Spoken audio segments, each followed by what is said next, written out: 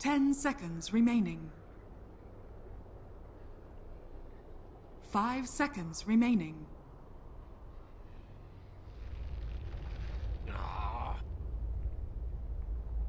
Radiant team ban.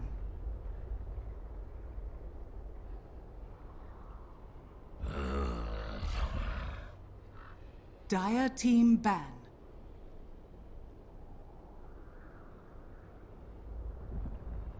Hello everybody and welcome to our one and only We Play America's Game of the Day. We've got EWolves versus EnemyGG. I am Llama Down Under and I'm going to be joined by the Wonder Cow. How you doing? I'm doing very well. Thanks for having me here for this another replay match. I'm pretty excited. Now this one, just in case folks don't know, there's a lot on the line for this. EWolves and Digital Chaos right now are tied with only one loss so far. The EWolves are sitting at 9-1, Digital Chaos sitting at 10-1. Whoever is top of the group goes through to the LAN. Literally only the games now played between teams and DC and EWolves matter. Like, everybody else can just stop playing except they have to play out their games versus DC and EWolves, because those two are the only two still in the running for this LAN position. I have to imagine EWolves feeling strong coming into this one because they have beaten EnemyGG a number of times before, but you never know. Yeah, EnemyGG have taken a couple of wins against EWolves as recently as January and December, so it's not like they are, like in Dota Pit they did okay against EWolves. I believe there was something back in December, I forget which tournament exactly it was, but you know, they have done this matchup quite a few times over the last about 4 or 5 months, at least since 6.86 came out. And like you said, EWolves probably coming in fairly confident, but EnemyGG certainly have a chance, especially in a best of one. Yeah, and it's really just best of one, anything can happen, so you have to be really careful. Now, EWolves going to open up with the OD, obviously Beastmaster, Void banned out, along with Earth Spirit and Lone Druid. I also forgot who won the coin flip, so I believe EWolves won since they're on Dire, but I'm not 100% sure, and they have both. Yeah. But Enchantress is going to be what EnemyGG go with. Okay. Yeah, the Enchantress pick may even be a deny. They don't actually run Enchantress that often, but EWolves do, right? And I'm also kind of... For EnemyGG, the OD has been their priority ban for the last 7 or 8 games that they've played, so I'm kind of interested by the fact that they just let them slide through this time. Yeah, as you said, I think it's really just a case of they maybe thought they had a good way of dealing with the OD, or that the Beastmaster, something EWolves also excels with, would be more of a threat. So, Enchantress is going to be what EnemyGG have, and as you said, Smash plays this up the wazoo. Smash was drafting for a while and was drafting himself essentially a lineup to fit the Enchantress. We've all seen that before. The Ghost actually does something similar right now on Fire, so yeah, it just... we'll see what EnemyGG go with. There's still lots of strong things in the pool, though. Oracle available. Lots of people. Yeah, Oracle's one of those heroes. I don't necessarily expect that we'll see it because EnemyGG don't really play the hero. But the Vengeful Spirit is still in the pool as well. As terms of support, she's the most popular hero in professional Dota right now. She gets picked more than anybody else. And if you do want her, grabbing her this stage is kind of necessary.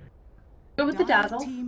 So, I'm not deciding to go the Enchantress Chen, which EWolves has actually been playing quite a bit recently. Hey, you know exactly what I'm talking about. You were there when EWolves pick up both the Enchantress and the Chen, and you're sitting there going, what on earth are you smoking? And they're like, well, forest. Either way, Mirana going to be the pickup for EWolves, so this is an easy combo, and it's a hero that Mystico is really comfortable on. Yeah, this is actually, interestingly enough, the last time Enemy and EWolves matched up, the Mirana was the first ban for EnemyGG. So, if that gives you any indication of how much respect they have for Mirana in their opponent's hands, it's certainly not a hero that they wanted to see coming out. I also think it's something... EWolves, when Complexity, they used to play EWolves a lot, and they used to have some trouble against them. And I remember there was a turning point when Complexity was qualifying for MDL, where Swindlemelon said, because we were casting some of the other MDL games together, he just says, look, you just gotta ban the Mirana. They can't. EWolves, like, they're really good, but if you ban the Mirana, you've got their number. And it being here with the easy OD setup now that this hero is super popular, it's scary. And the nice thing about OD is, unlike some of the other setup potential in the game, OD is standard 4-second for prison duration throughout the game, so you don't have to have this shifting adjustment that you might have to have otherwise. Dire team Yeah, ban. it is a very brutal combo, especially for mid laners that are level dependent, like an Invoker who's not in vogue anymore since he got slapped by the nerf stick earlier this week. But up until very recently, right, that combination especially would hit an Invoker 10 quite hard because he seconds needs to be out and getting levels, getting last hits, which makes him extremely vulnerable to a rotation 5 into the mid seconds lane. remaining.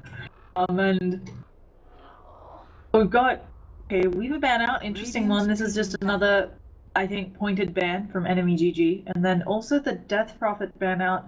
For enemy mid laners, I mean, they've got options. Obviously, OD can generally be dominant. And I don't know how many games you've gotten to cast with after the Invoker nerfs. 10 seconds But a lot of remaining. questions of how viable is Invoker still. He still does feel strong. Some people are 5 claiming in the seconds professional scene that they think he'll receive both the nerfs from Ice Frog after this major.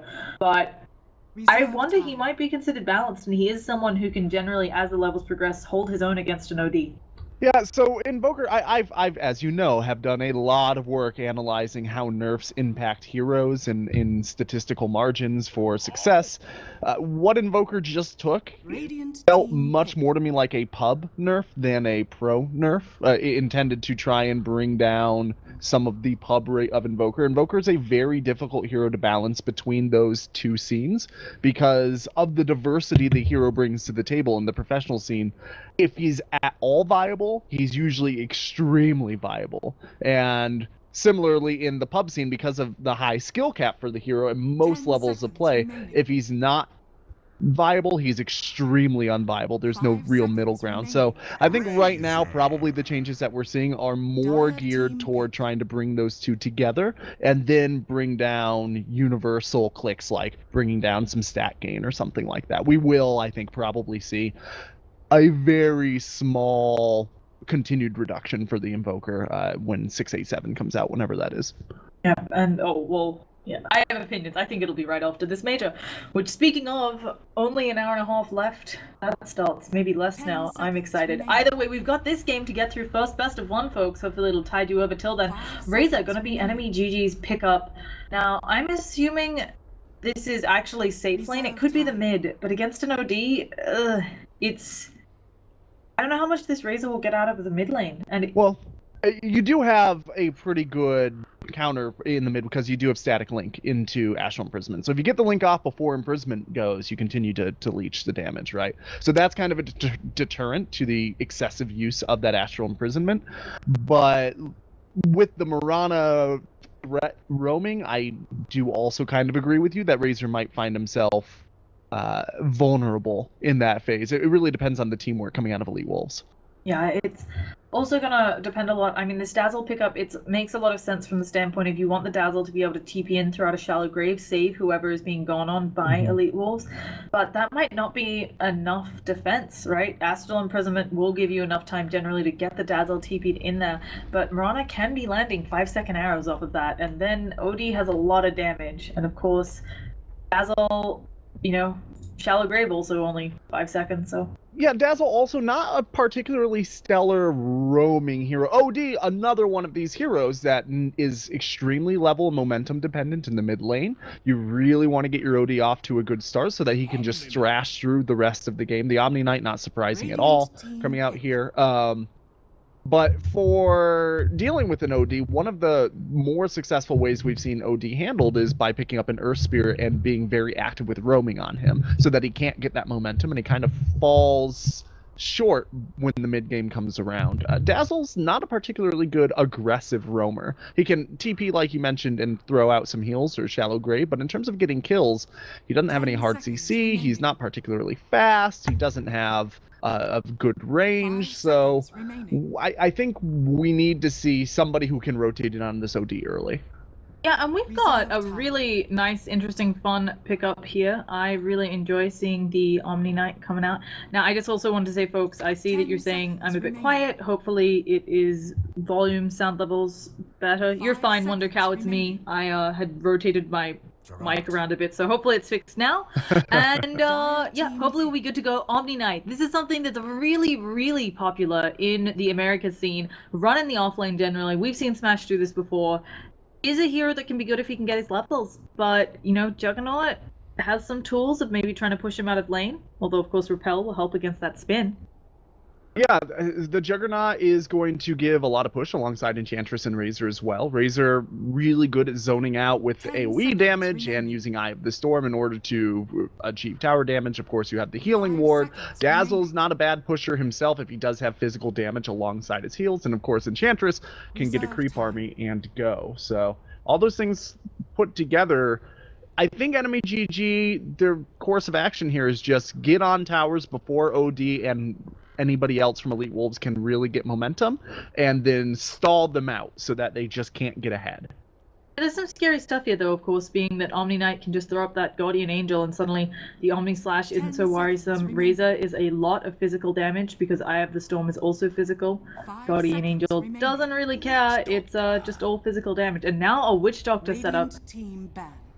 Witch Doctor doesn't care about your untouchable Enchantress, so, or, you know, Razor's natural tankiness to targeted spells. Right, and he doesn't care about Unstable Current, and he doesn't really care about a lot, and he also has pretty decent sustain with the Voodoo Restoration. He happens to be the second most popular support this patch, behind Vengeful Spirit, and there's a very good reason for that, especially into heroes like Juggernaut. So, next up for them, Batrider bans out, because that's the rules. Actually kind of interesting here. It is something that EWolves run a lot, but that would, I mean, I've seen them run the safe lane OD and then run the mid Batrider. It is certainly something that Van enjoys playing, but I was expecting this OD to be mid. So EnemyGG clearly have something else on their mind. And for EWolves, banning out another strong support looks to be the name of the game. Oh, okay, they're worried about the Chen Enchantress. I think they're the only team in the world that worries about facing Chen Enchantress. Bounty Hunter is a weird pick here. Not because he doesn't provide a lot. He does into the Mirana. Obviously, you've got 3 relatively squishy targets to get track gold off of, but he doesn't contribute a ton to actual pushes. So if EnemyGG are trying to put a lot of eggs into the pushing basket, Bounty Hunter doesn't contribute very much to that. Yeah, it could be that they're going to try to transition this more into winning small skirmishes. Certainly something Juggernaut and Razor can do. You know, you get off a good static link, you get off the Omni Slash. But as you said, this Bounty Hunter, his contributions are going to be interesting, to say the least, because it looks like everybody so far in EWolves just kind of beats him up, right? Unless he gets a lot of work done, probably does need to get a courier snipe. There's no one easy to harass, even if he follows Masoko around on that Mirana. Yeah, I also would like to point out here that EWolves, when they are running the Mirana OD, they have not lost a game so far this patch. That now, throughout all of Pro Dota, it's been run 10 times this patch, and 8 of those 10 times have been wins. So it's obviously a very good combo, but on EWolves, it's yet to fail. Bristleback pairs with OD really well into mid-game and late-game because you don't have to worry about mana in addition.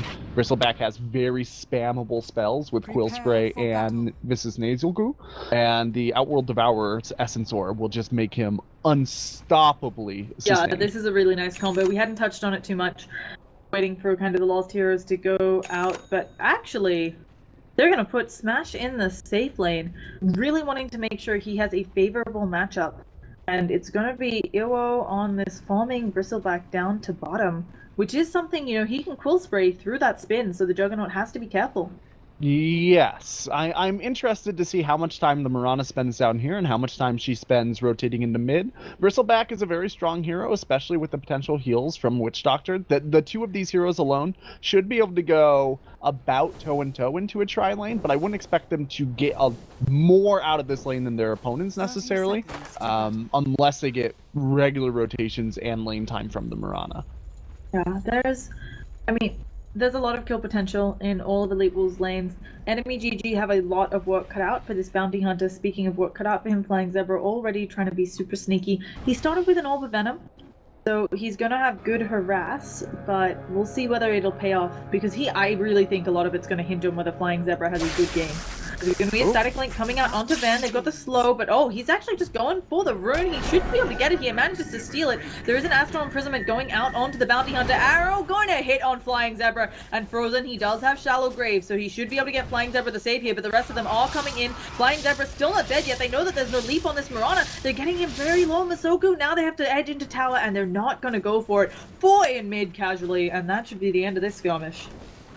Oh, they're planting happy trees. What were you saying? I was just going to say, where is the second Sentry Ward for EWolves? They bought Sentry Wards here by MGod, right? And then one of them is missing. Was it already counter? It's on Witch Doctor still.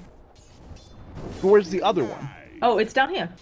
Oh, okay, there you go. I'm really surprised they didn't put one mid. That's why I'm kind of shocked, because the Bounty Hunter rotating onto Outworld Devourer, you would. I mean, this is one of the things Bounty Hunter does do, right? He shuts down mid laners really effectively, similarly to the way an Earth Spirit plays, by forcing a bottle run, any courier action to be halted down at the second tower, but also just by applying pressure. And normally you would see a sentry available here. Yeah, I think they were maybe expecting the Witch Doctor to have an opportunity to rotate over there, but no such luck. And they've decided to run an aggro dual lane on enemy. This should give Banana Slam Jammer some really good farm up here. It's not as strong as maybe if they had 3, but I think they should be just fine farm on this Juggernaut. Now, taking a look around, Bounty Hunter Flying Zebra is trying to be sneaky here. Trying to get something done, but I'm not sure he can. He did force Masoku out of the jungle already, and took away one of her clarities as well. So he was not able to get the courier because he was too busy, but he's going to rotate into this mid lane and just be a pain, and that's exactly what the OD does not want. So I think he's more or less doing his job, at least for now. We'll see if he gets caught out by another Astral Imprison stun and dies. If that happens, then the Bounty Hunter pick will have ended up not working out. But as long as he doesn't do that, so far he's hitting his objectives. Slayer, Van getting very low here. They do have Static Link at the ready, but no Plasma Field. And that'll be the end of that. Masoku coming back in. Salve has been used by Van, so he can set up another Astral Imprisonment here if he's so inclined in 1 second. And he should be able to, if he finds one. Oh, okay, this arrow is going to be a little bit more difficult. Masoku actually going for it. It's going to hit Slayer. He has TP support coming in from the Dazzle. There's going to be a Shallow Grave if they need it, but instead Coconut flying around the Shallow Grave does come out onto Slayer. He has 49 stolen damage. Masoku, I don't think you can dive this. The lost auto attack, not quite enough, but it's going to be Juggernaut who goes down in top lane to the rotated Bristleback. The team fight we weren't even watching. Yeah, the mano a mano up top ended up being more than I think either team expected there. Everybody focusing here down on the mid lane. Juggernaut's going to go right back into the lane and spin. BSJ not doing a lot of damage there. Not even getting many creeps with that, but it's free mana, so hey, why not? Now, I'm a little bit... I shouldn't really say impressed. EWolves immediately responding and rotating, understanding that they want the Bristleback versus the Juggernaut. If you're enemy here, do you rotate as well? I feel like if they were going to rotate, they would have rotated after the Juggernaut died and just TP'd him bottom, because that's the most cost-effective way to do it. So we'll see. Sovereign is getting forced out of lane as well. But, right, what you don't want to do is send BSJ back top with the TP, which costs you 100, right? And then rotate him back away from that lane again, maybe after death. Ewo is going to be rotated on by 3. Yeah, he's got a spin going out. He's getting quite low, actually. These auto attacks should be enough, despite being a Bristleback. But look at these quills. Banana Slam Jammer, if he keeps chasing, may just go down. Ewo down to 10 health. He has TP rotations coming out. And this is going to be one Bristleback who gets away. Wow. Skin of his teeth by the shell on his back. That is really devastating if you were the lineup of enemy. That's meant to be your kind of for sure kill. You rotated so many heroes for that. And now they have to find business elsewhere. Yeah, and meanwhile, while that is happening, the OD is starting to catch back up after having a pretty terrible first couple minutes in this lane. They're giving it a go on top. They've got the spin already going out on MGod, and this one should be a kill finally for Banana Slam Jammer, so he gets himself on the board. The Witch Doctor's not the Bristleback. It's not as high a priority target, but it is a much easier target, so you got to take what you can get. For BSJ, just getting back some of the gold that he lost when he died and gave up First Blood is a win. Let's see Van in the mid lane. He's going to be setting up for Masoku here any second now. Yeah, that's actually what I wanted to talk about. This isn't a matchup we see a huge amount. Going ready, wants an Astral Imprisonment, not going to find it. But Slayer is actually holding his own here in the mid lane so far. I mean, there has been a lot of support, making Van's life a little bit more difficult, but Slayer was forced to walk back to base earlier. Yeah, I think the Bounty Hunter, Flying Zebra, has really been doing a very good job of opening up space for for Slayer, excuse me. But also, because of the nature of Static Link, it's difficult for an OD to move on a Razor early and without support, right? And so it comes down to a lot of things. Oh, down bottom. They're just gonna give it a go on the bottom lane. Arrow is coming in. Sovereign is gone. Pure damage coming out from both of them. So that'll be a quick kill there. Even the repel to make sure the untouchable isn't a problem. Now EWO taking a lot of damage on top. Banana Slam jam it. Nope. Turns out Shuriken bigger than your bristleback. So he's gonna go down. And scouting out MGod here as well. There it is. Yeah. He's gonna try. He's just, I think, throwing out a little bit of harass. Flying Zebra already been involved in both kills from his side. Actually, as I said, a little bit of harass. He's actually doing mad work onto MGod, and they'll back it on out, but just with that Janata and the Orb of Venom. Yeah. He also had a Shadow Walk, so if he had been able to get one more attack in, you can hit during the fade time of that Shadow Walk, and it doesn't undo it, so you can, at level 1 and level 2, you can actually get 2 Shadow Walk crits for 1 cast. So if MGod had gotten body blocked, or if he stutter stepped or anything there, he probably would have died from those 2 extra Shadow Walk attacks. It became very close. Helping them out a lot, catching Banana Slam Jammer up to the Bristleback. Bristleback's still top farmer in the game, but he's being contested at least a little now. Yes, he has died as well. So although he has the top last hits, his net worth is not going to be quite as high as that would imply, although he is still on top net worth as well. Now, we haven't talked too much about EWolves' game plan. Obviously, long drawn-out fights perfect for them because of the combinations that they have, but actually, this is really interesting. They have had Van just chilling, wanting to do some action on this bottom lane a bunch. Sovereign just backing on up, and it looks like we got tower dive in action on top. Banana Slam Jammer has the spin at the ready. EWO taking a lot of creep damage under the tower. And that'll be it. And they still haven't gone on bottom yet. This is not great use of Van's time, to be honest. They aren't doing much tower damage because they don't really have good pushers, like physical damage to structures heroes. And he was already... Okay, oh, geez. They hit the long range there onto Sovereign. It doesn't matter whether you're using your time wisely. There's going to be pure damage off the wazoo. No, the Astral... Oh, the Sanity's Eclipse just comes out, and Untouchable doesn't save you from that. On top, a TP was cancelled, but it doesn't look like they're able to make anything of it on enemy. So that helps. Obviously, it helps mitigate the cost of that long wait to engage there, but that whole time Slayer had a free lane, and he is almost caught up to the Bristleback in terms of last hits. His net worth is also almost caught up out of the mid lane.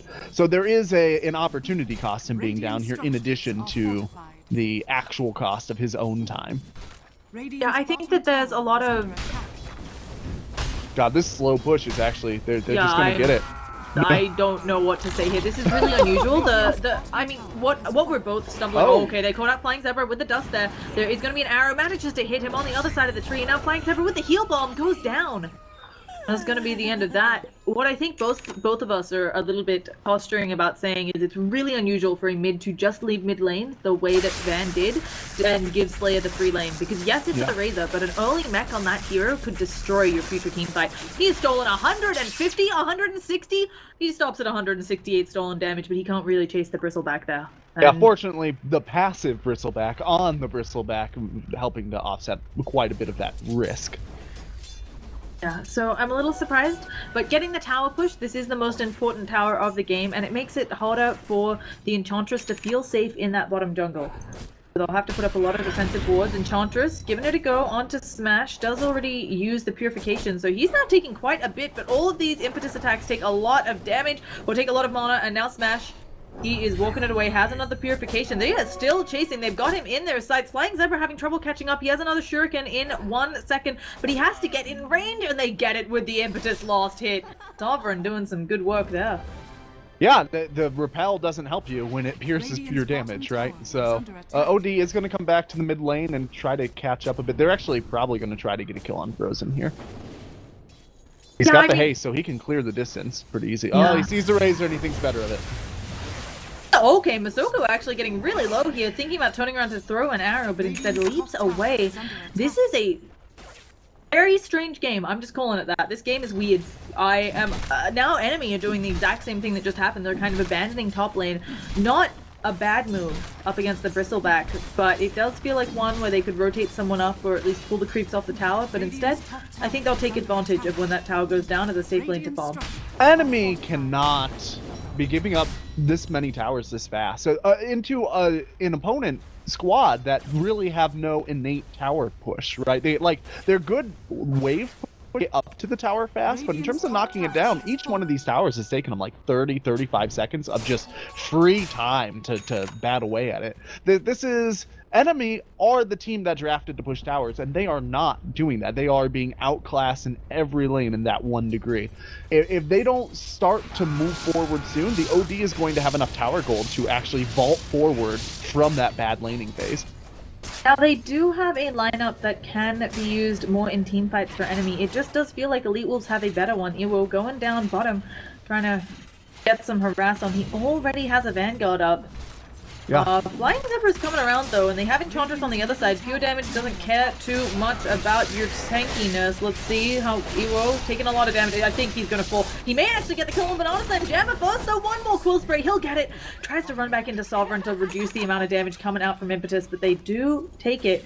Banana Slam Jammer in trade though, not so great. And now on mid, okay, they have to line it up. Here comes the arrow going through. Frozen manages to throw out the minus armor. Also gets out a really early shallow grade, but the Sammy's eclipse. Frozen still running around, still alive. That armor helping out, but they have lost the Razor, and Frozen goes down too.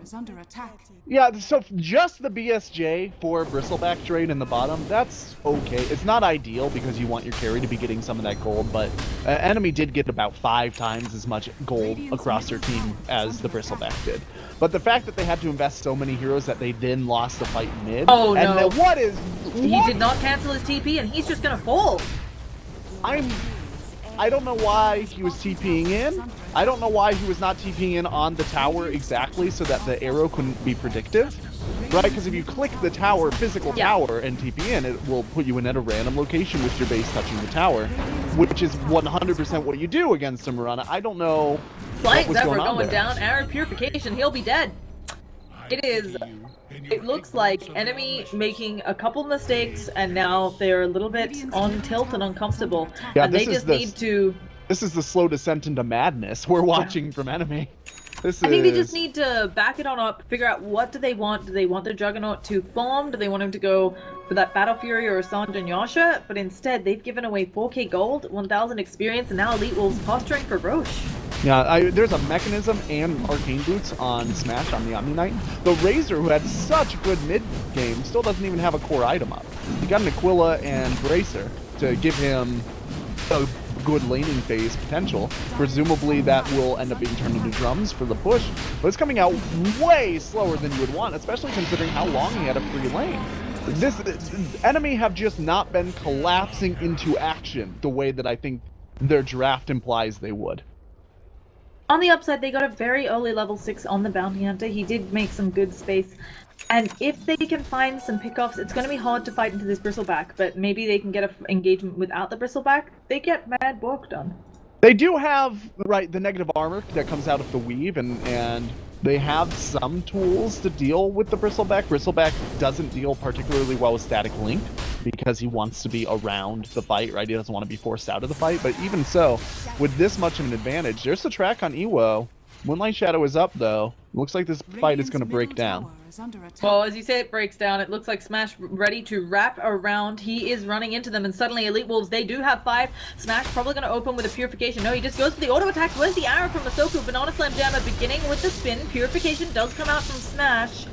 And that'll be it. They are split on Enemy. Can they make anything happen here, taking advantage of their positioning? They saw Flying Zebra. They have to have seen Flying Zebra. They know where he is. He's going to get coconutted up here. He is in a lot of trouble, and yeah, he is going to fall. And now the chance of collapsing onto EWolves gone. An early gem on the Mirana to just instigate. Granted that this Bounty Hunter is 0, 3, and 4, but I do feel like Flying Zebra has done a very good job of playing his role this game, of trying to open up space, of applying pressure, and it just...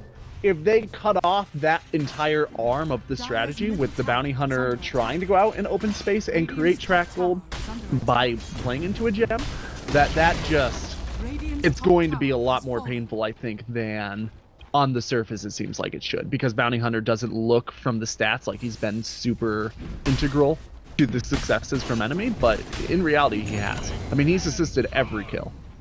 Yeah, I think it's also really important to mention, as you said, EWolves have a lot of gold coming into them, obviously. They are quite far ahead at this point, but that's also big items. They have a mech out on their lineup. Smash is huge for an Omni Knight. Yeah. Right? There's, I mean, just compare the items across the team. There's no completed, like, first level of item coming out from enemy across the entire team. Maybe drums. Okay, there's drums on the Enchantress. If you count that, that's like an early game tier 1 item, right? It's all for the entire team. We have a TP rotation by Van. They do manage to get the tower. Van now taking some nice damage from the impetus, while Banana Slam Jammer just TPs away. And he'll be out. But yeah, for EWolves, they have Mechanism, they have their own set of drums, they have an entire Crimson Guard, not to mention Aegis and a gem. They are, how far are they ahead? Wow, they are almost 7,500 net worth in the lead at 15 minutes. It hurts. Okay, and Sovereign getting caught out of position, that also hurts. They're just gonna drop the ult for him and be blown up. And as you said, I don't know how enemy, even if they have all of their heroes, they're taking out Bristleback is going to be very difficult. He has almost 1,600 health right now. Yeah. There is just not a good solution to that amount of health on the Bristleback at 16 minutes in when your Juggernaut is rocking drums. Yeah, they can catch him out with Eye of the Storm and with a Weave and hope that he gets over aggressive with the negative armor stacking up. That is a really, I could foresee that situation happening, especially from EWolves, as we know they're a team that do have trouble cinching wins even when they are in the lead. They have a tendency to taper out and make some maybe questionable decisions around that 25-30 minute mark. So enemy maybe play to the weaknesses of their opponent and shoot to start to come back into the game around then and lose as little as possible before then. I don't know if it's enough. Like, the lead, you mentioned the lead, but this is the 500 gold per minute lead that we kind of talk about, right? That's a very, statistically, teams with that kind of lead, very low percentage have lost. And for enemy, they will need an overextension by EWolves, which doesn't seem to be coming. This Aegis should be expiring soon. There's less than a minute left on it, but this tower might be down by that time, and then enemy just wait for the next Aegis. Right, yeah. This is maybe a defense they can make, but honestly, they have to get pretty lucky. Okay, we're going to see the Static Storm, but the arrow manages to hit onto Slayer. Sovereign now no longer in that Astral Imprisonment, starting to pound out that pure damage. Let's see if Sovereign can get some impetus to run people away. Ew, barely taking any damage there. That raw HP doing so much work. And they do save the tower using the glyph. Banana Slam Jammer in the meantime gets top tower. Can they do anything else here for enemy? Flying Zebra throwing out those tracks. Ewo, he's gonna just play it safe. He does still have a good amount of that DD left. And look at this tower melt. Also to the damage coming out from Van. Let's see if they can put anything here. Banana Slam Jammer is working on the top, but it's looking like this rack's completely closed. They've got Vision on the ground as well.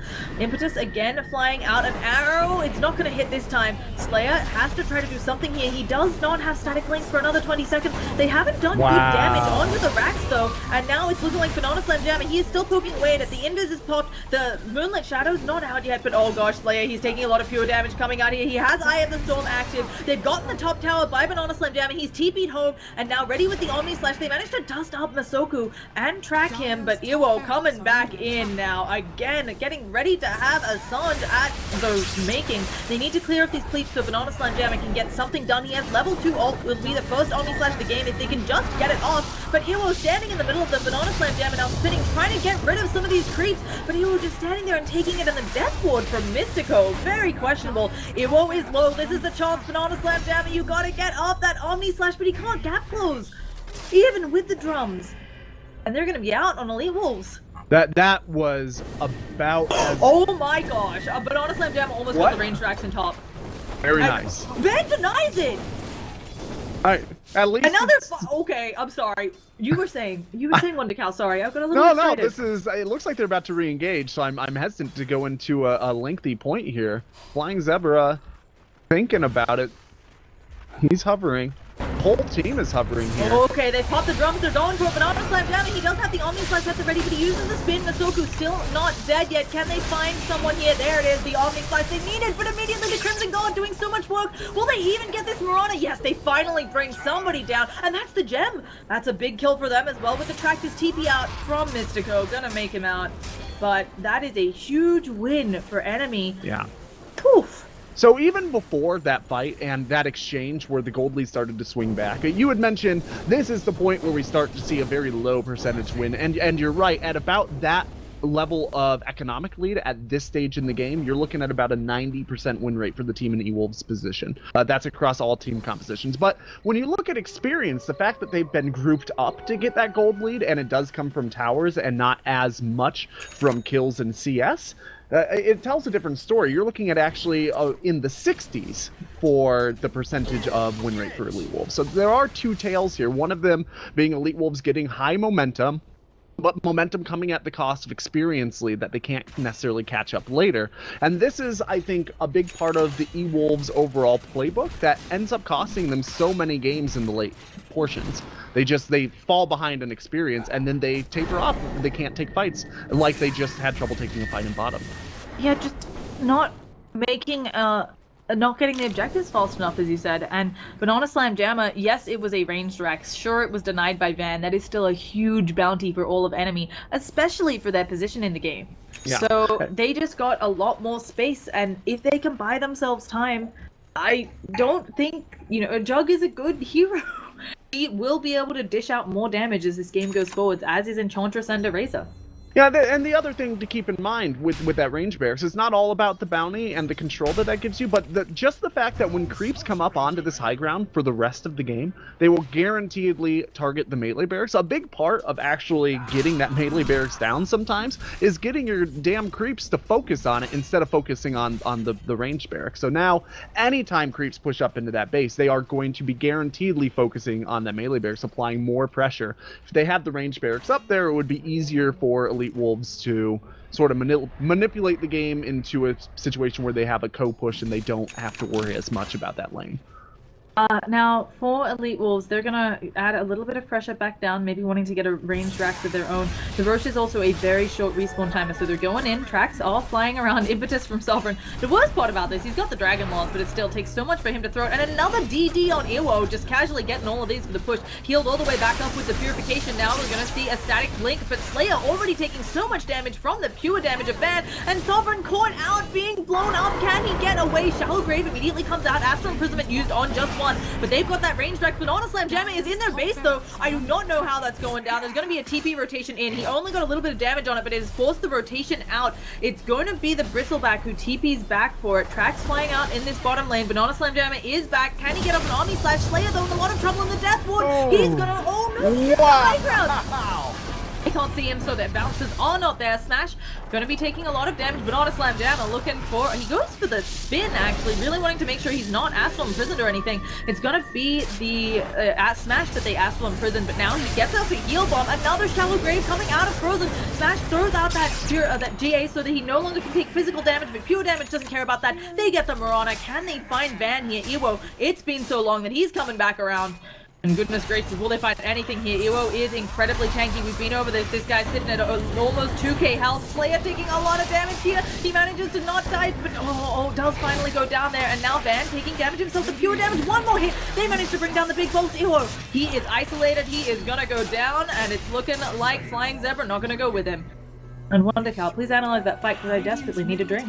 the way that ended up shaking down, just the herding techniques that Enemy were using in that fight to keep the Bristleback away from the rest of his team and make sure that they were targeting out vulnerable moments to sweep away EWolves heroes, ended up just, they radically outplayed EWolves in that fight, I think. And the fact that the Bristlebacks hung around for so long, even if it was just him and the Enchantress at that point, because of the Untouchable being maxed out here, I'm not sure Bristleback can actually just walk up and take Enchantress without a double damage rune. So he maybe had eyes bigger than his stomach, but most importantly from all of that, those kills are worth so much more than the tower gold that EWolves got earlier in the game are, because they still have towers that they can crack into for enemy and take advantage, whereas EWolves don't. In order for them to take economic advantage from this point forward, they basically have to win team fights. Whereas enemy have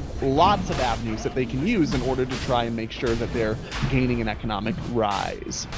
Now here comes the Roshan attempt. Arrow has been thrown onto it, but they are posturing around it. They have Omni Slash up in 14. They've gotten rid of the ward.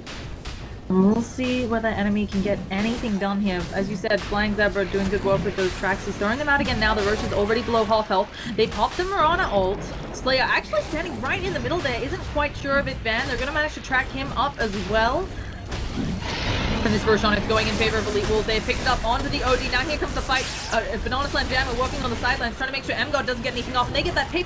Now they're going in onto Frozen. Already has been shallow graved up. Where is the Sanity's Eclipse? It's at the ready. You can actually see Van canceling it. He was thinking about doing it. He does have that Aegis, so he can keep stealing it if he can. Flying Zebra now taking a lot of damage here, but Van doesn't have a good way of seeing him. And Sovereign on these sidelines taking a lot as well, but he does have that untouchable, which is helping him get out, and it looks like just a 1-for-1. Sovereign will probably fall here. Astral Imprisonment at the ready. Masoku actually using a dust to speed up. Can Van catch up? It's hard. They pop the Shivas. They should be able to know. They can't just get it. And now with the drums, the Astral, the Standing Eclipse, not enough.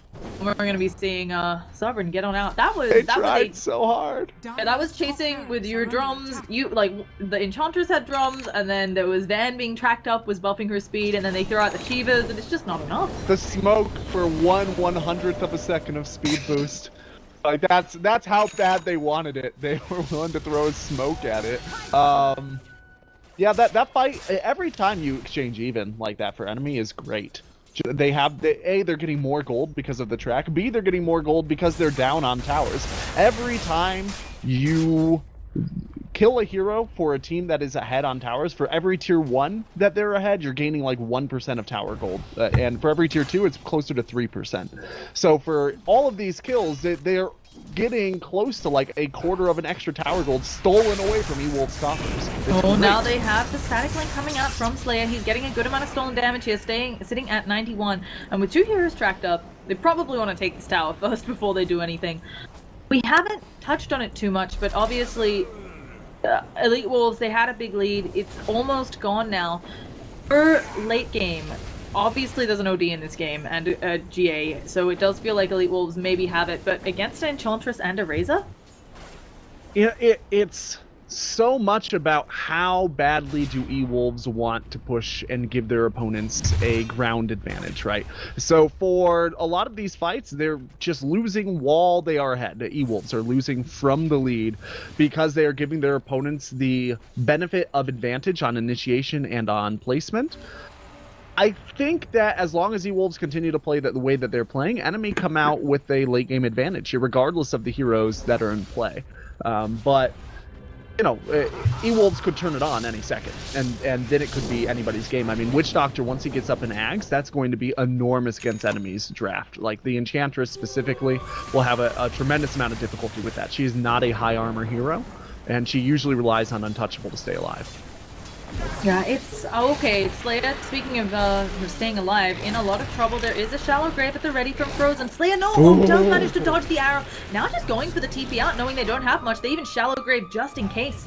And so a failed gank attempt from EWolves, and as every time these fail, Banana Slam Jam is farming more and more. Suddenly, out of nowhere, Diffusal and Monta up on that guy. Fantastic against this Omni Knight. Yeah, this is very quickly going to become a situation where EWolves are playing from behind, even though they're up in terms of map control.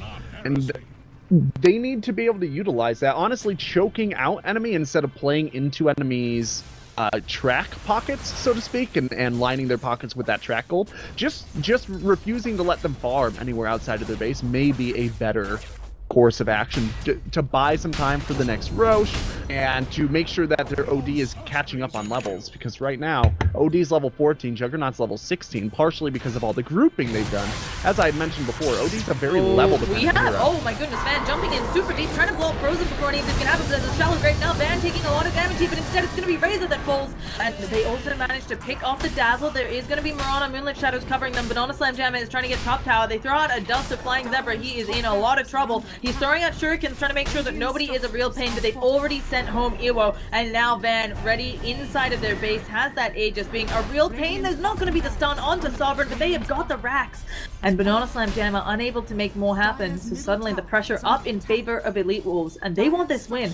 We talked about it earlier, but with this win, they can secure themselves tied with Digital Chaos, and still in contention for the LAN finals. Yeah, that certainly helps getting that high ground so that they have a leg to lean on, so to speak, here for EWolves is a big step. If they win one more fight, then it would take Major League Baseball levels of throws in order for them to lose the game. But they still need to win that one more fight on the high ground and secure the second racks. One set of racks is just not going to be enough. Getting the racks probably when this growth settles down, because there weren't too many kills. We'll see, but it should give them a big boost. And right now, we'll see what exactly new items are coming out of them, but it's looking like Banana Slam Jammer is getting low on those diffusal charges. And Sovereign actually almost has the Ags, so Enchantress about to get a nice little power peak. Yeah, that's certainly going to be a high ground defense. Oh my goodness, but they have been seen, and Sovereign in a horrible position there. The Coconut's flying out, bouncing between those two, and now Sovereign, Witch Doctor's ult doesn't care about your untouchable. And next up, Slayer trying to get up some Static Link, actually stealing a lot of damage from Van, almost gets 84, and immediately there is a big heal coming out. There's also a nice job with the Crimson Guard, stopping damage being taken. Smash still hasn't been brought down. Now with the Guardian Greaves, has a million armor, literally, and now Banana Slam Jam are going to have to back on out. The arrow goes wide. They're still doing a good job of defending on enemy. And they had to buy back on Sovereign for that. So EWolves may just choose to back on out, but they are tracked up. Can Sovereign find anybody here? Throwing out those Impetus Strikes. She does a lot. Van does have Astral Imprisonment if he's worried. There's also Purification. Oh, Repel doesn't save his life. Ewo now standing there, taking a lot of damage. Does have that Bristleback passive, but still that's a lot. And now the Shuriken flying through. They just need one little Plasma Field, and it should do good work. But oh goodness, on the sidelines, can they catch anyone? They'll catch M-God. No uphill miss there. They need more. They used a buyback here for enemy, and they have to find something. Track doesn't work, Masoku, when you are, or Moonlit Shadows doesn't work when you're tracked, and they will lose the Mirana. That might just make it worth it. Little things here are impressive as well, right? Like Slayer held on to the Plasma Field, expecting the Mirana to be able to leap away, so he could get the Mirana right at the peak of the Plasma Field. Now, granted, Mirana didn't have the leap, but that little bit of restraint that he showed, it's... I like to luxuriate in those moments and really be impressed by some of the decisions these players make. Yeah, it's also really important to mention that EWolves, they do not have buybacks on the either hero that are down. It does not look like NME want to particularly push in harder, but they had an opportunity there. And soon Razor will have up, I think he's going for a BKB. He could also be going for the Aghanim stuff. And it's just, again, enemy. They're starting to get items flowing into them. Even though they are still a bit behind, it's not nearly what you'd expect, given the lead EWolves had. It's because the kills that enemy have gotten have been worth much, much more, right? That's basically what it comes down to. They have track working for them. In addition, they are taking kills from an economic disadvantage, which makes all of those kills worth more. For the AoE gold, they've been taking, I think, a couple of sprees and things like that. So even though they are behind in kills and they are behind in towers, the fact is what they have been achieving has been worth more. They also have slightly better CS across their team for equivalence, though it's really very, very close at this point. It's almost entirely the differential in value is from that AoE gold and from the tracking. Yeah, they've been doing a really good job. Flying Zebra, we talked about this in the draft, but I was worried about how much work this bounty hunter would have to do. Well, say no more. He's almost got the Vlads up, has Guardian Greaves, which of course is super powerful. When you're below 20% health, it gives you extra 15 armor, 15 health regen, which could just be the difference staying alive against the Bristleback, right? It's a really good item against back. And also, just once again, throwing it out there for Flying Zebra, he's been involved directly with damage, 10 out of his team's 13 kills. That's not including kills that he just tracked but didn't get a piece of. And he's doing that from a support mode Guardian Greaves rush, right? You didn't get a dig on or something. Oh, yeah. So, a very, I think, impressive performance coming out of Flying Zebra. Now, EWolves, they are getting their bristleback pretty dang huge. Do you think this game, obviously the Crimson God, there's a lot of physical damage coming out. It seems like a good item here, but do you think maybe Ewo would have been served better by going, you know, for the Sanj and Yasha earlier, something more traditional on the bristleback carry? I think the way he built was fine for the way his team's strategy was intended, right? They wanted to break high ground really early. We saw that. They really just wanted to bust this game out, as is typically their style, before that experience disadvantage that they had fallen into would actually show. And that ended up giving Enemy this leg back into the game, but it was a risk that I think he kind of felt comfortable taking. It allowed him to tank a lot of creep damage, it allowed him to get up into those towers a little more effectively. It just didn't necessarily apply as well into the team fights. And EWolves are going to get themselves the third Roche of this game. This one, of course, going to drop Cheese. I imagine Smash might end up carrying that for someone. It could also go on Ewo. But Ewo is off doing his own thing up in top lane, so someone might carry it for him. Odie gets the Aegis, and it does look like, oh, actually, Mirana just being Cheese carrier. Cheese barrier. She's the only one with the slot, so it's gotta be her. Also, Great. I'm not sure if we mentioned it, but the Lotus Orb did just get finished here on the Omni Knight, so. Yeah. So Juggernaut has had an opportunity to rebuy that Diffusal Blade, so he is in a good spot. And also has a casual Maelstrom. I think Enemy doing a good job here of itemizing for, hey, we may end up faced by a crap ton of creeps, and also I need to clear them so I can Omni Slash. As long as they do pick up some Maelstroms, they've actually got a pretty good squad to deal with supers and potentially megas, right? You get a Maelstrom, that's a good carry for Enchantress, it's a good carry for the Juggernaut. It's not awful for the Bounty Hunter. They have a couple of natural holders, and they do have track gold in order to make it so that buying that item won't offset your other itemization by very much. Now they're going to have to deal with that double life up on Van. It's a fresh Aegis, so it'll be up for a while, and they have options, obviously, on EWolves. They can kind of just posture until the bottom lane pushes in, so... Yeah, this posturing moment is, I think, the right call. Kind of hanging on the high ground and not letting your opponents get out and get stuff done. For EWolves, a lot of what they've been doing is trying to aggress too severely and then losing the fight. Yeah, so Weave does come out. They're poking away at this tower, doing some good damage on it while we have fun with Zoom. And Banana Slam Jam, and he's trying to apply pressure to that bottom lane so that the wave is pushed out. Obviously, you want to buy as much time as possible. You're trying to burn down that Aegis, but I don't think they have 5 minutes here for Enemy, you know? Yeah, they do if they take a fight. Oh gosh, Sovereign walks right into the arrow, geez. and that's going to let EWolves know that they can play up a little bit. They will not have to worry about the pure damage coming up, but now Van having some of his own damage stolen. BKB shown by the Razor, it's going to be, 112 damage stolen. Can he put out anything else? Oh, nice impetus hit onto Ewo. But again, they're not able to do too much. At the same time, Banana Slam Jammer, we've seen this before. He just pushes while the rest of his team holds, and if he can get a tier 2 here, he might just do what he did on the top lane, getting an early rack.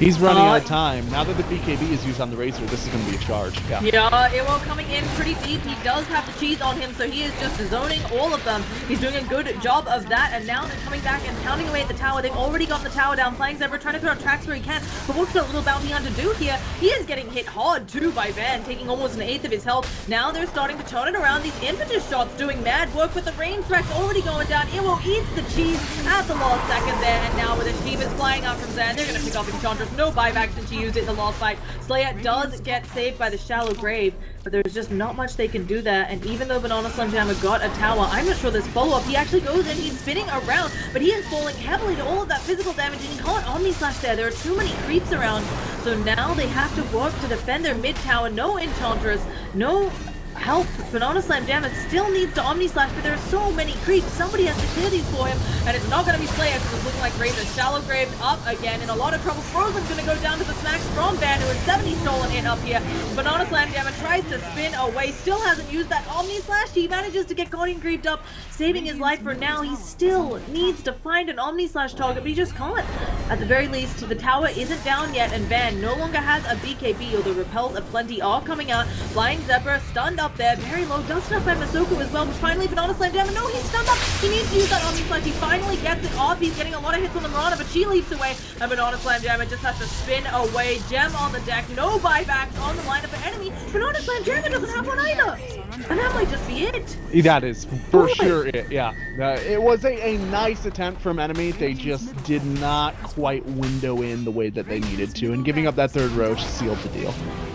Yeah, just nothing else they could do there. Either way, a really good game from both of these teams. I think Enemy did an excellent job of defending after EWolves really won the early game. And obviously EWolves did eventually find their feet for closing it out. And now they're tied up with Digital Chaos. So they are both 10-1 in their groups. And the rest of the games will have to be what decides whether EWolves or DC will be the one to go to the WePlay LAN.